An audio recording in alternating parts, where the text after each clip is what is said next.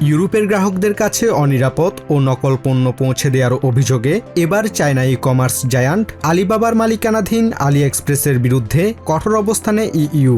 Digital প্ল্যাটফর্মের শৃঙ্খলা ফেরাতে প্রণীত ডিজিটাল সার্ভিসেস অ্যাক্ট বা ডিএসএ লঙ্ঘনের দায়ে সংস্থাটিকে প্রায় 550 মিলিয়ন ইউরো জরিমানা করেছে ইউরোপিয়ান কমিশন, যা ইইউ এর ইতিহাসে নতুন এক record. AliExpress has just received a fine of 550 million euro for breaching the Digital Services Act.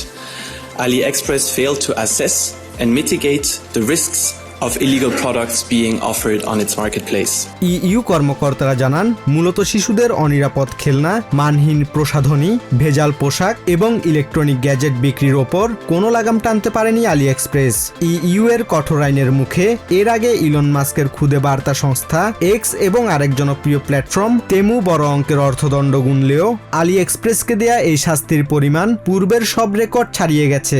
We're mostly speaking about unsafe and counterfeit products such as cosmetics, toys, clothes or gadgets, to name just a few.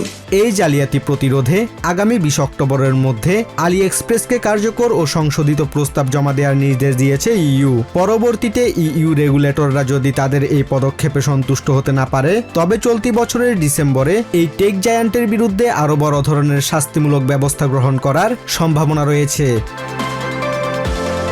Basudeb Nath, TVN24 news desk.